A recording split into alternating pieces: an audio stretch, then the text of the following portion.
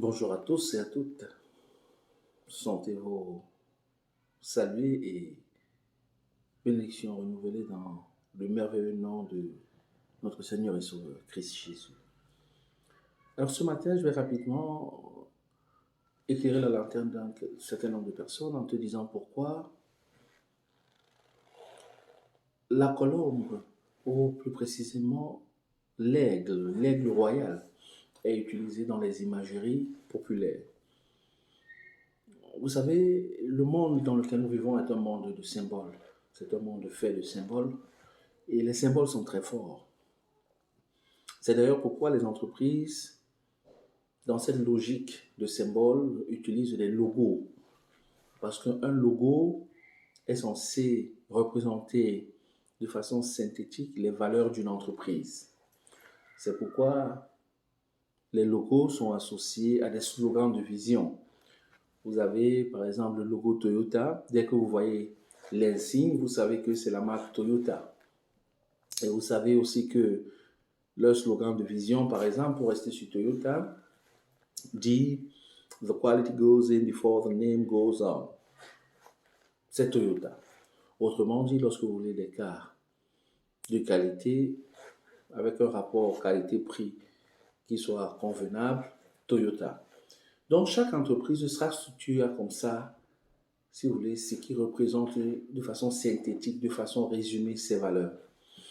Et il se trouve que l'univers dans lequel nous vivons, étant donc fait de symboles, la plupart des symboles sont des symboles soit créés, soit des symboles issus de la faune ou de la flore. Let me repeat it. La plupart des symboles sont des symboles soit créés, soit des symboles issus de la faune, c'est-à-dire du monde des plantes, de la faune du monde des animaux, autant pour moi, ou de la flore, du monde des plantes, du règne végétal. Voilà. L'aigle est donc pour les oiseaux ce que le lion est pour les animaux. L'aigle royal est le roi des airs. L'aigle est le roi des airs, pendant que le lion est le roi de la forêt, le roi de la jungle. Et j'ai l'habitude de dire, je suis d'ailleurs pas le premier à le dire, que le lion n'est pas le plus fort des animaux du point de vue force intrinsèque. Le lion n'est même pas le plus costaud des animaux. L'éléphant est plus costaud que le lion. La girafe est plus grande que le lion. L'hippopotame, le rhinocéros sont véritablement plus dangereux qu'un lion, pèsent plus qu'un lion. Mais le lion est le roi de la forêt à cause d'une seule véritable chose, son attitude. Il a la capacité d'apprivoiser ses autres, que dirais-je, ses homologues qui finissent pour la plupart à être assimilés à des proies. Alors qu'à la base, il n'est pas plus fort que ces autres animaux. Il en est de même de l'aigle. Alors restons un peu sur l'aigle. Passons quelques moments sur l'aigle. L'aigle a déjà une acuité visuelle très élevée. L'aigle est capable de voir à près de 360 km. Vous imaginez un peu. Étant ici, l'aigle peut voir à pratiquement près de 360 km. Donc la vision de l'aigle est juste énorme. Il n'y a pas deux animaux qui ont une vision aussi lointaine. Donc l'aigle étant ici peut voir ce qui se passe. Donc peut être à Douala, au-dessus du ciel de Douala, et voir ce qui se passe au-dessus du ciel de Yaoundé. Vous imaginez un peu?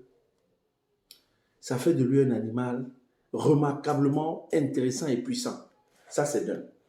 De deux, l'aigle, c'est un animal qui, lorsqu'il se fatigue, a une capacité à renouveler son énergie.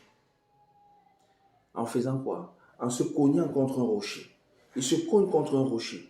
Lorsque dans sa course, il est fatigué et qu'il se cogne contre un rocher, son plumage se renouvelle. Autrement dit, c'est dans l'adversité que comment dirais-je, l'aigle renaît un tout petit peu de ses cendres, comme un phénix. Il partage cette qualité avec le phénix. Vous voyez? Ça rend l'aigle dans un animal particulièrement intéressant. Quelqu'un qui peut voir au-delà de ses circonstances actuelles. Quelqu'un qui peut voir au travers de la pluie un bonheur lointain parce qu'il peut se projeter. Pourquoi nous s'identifierons ne s'identifiera-t-on pas à ce genre d'animal? Maintenant, qu'il soit clairement dit que le diable n'a rien créé, tout a été créé par Dieu. Le diable pervertit. Le couteau est fait pour couper la tomate, pour couper les oignons, pour couper... Mais là aussi, le diable pervertit et t'inspire, toi, être humain, à l'utiliser pour poignarder ton frère. Ça ne fait pas du couteau une mauvaise chose, mais c'est l'utilisation du couteau qui devient mauvaise.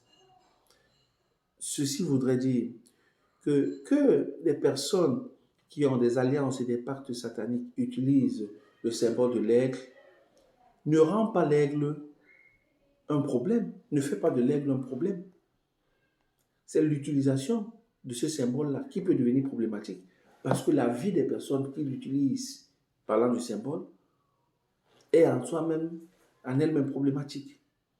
Donc faisons très attention à ne pas toujours cataloguer très vite ce qui est autour de nous. Mais prions afin que le Seigneur nous donne la sagesse révélée qui nous permettra de comprendre les événements autour de nous. C'est de ça qu'il est question. L'aigle a une force et puis il pèse plus de 5 kilos. L'aigle. L'aigle pèse plus de 5 kilos. L'aigle, c'est quelqu'un qui sait aussi prendre la vie de façon très simple. Quand l'aigle veut s'amuser, l'aigle fait des pirouettes. Cet oiseau fait des pirouettes.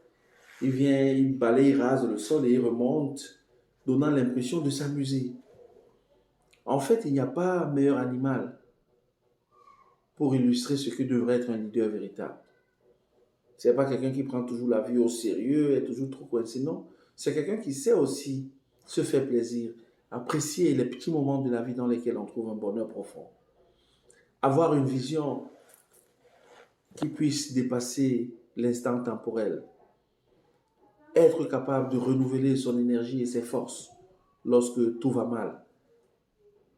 Vous avez déjà vu comment l'aigle se comporte en pleine tempête? En pleine tempête, l'aigle est juste extraordinaire. Et est-ce que vous avez déjà vu comment le nid de l'aigle est constitué? 1 sur 1,5 à peu près. Le nid de l'aigle. C'est un joyau architectural. En fait, c'est un animal dont la vie seule peut être l'objet de toute une étude. Là, je ne vous ai même pas parlé de l'aigle. J'ai juste voulu jeter quelques bases, quelques jalons. Ça pourrait être l'objet d'un enseignement plus profond. Nous prendrons beaucoup de temps, mais seulement à la demande. Parce que l'aigle, I love it, the eagle mind, the eagle sight, the eagle wisdom, the eagle ability to born again, even when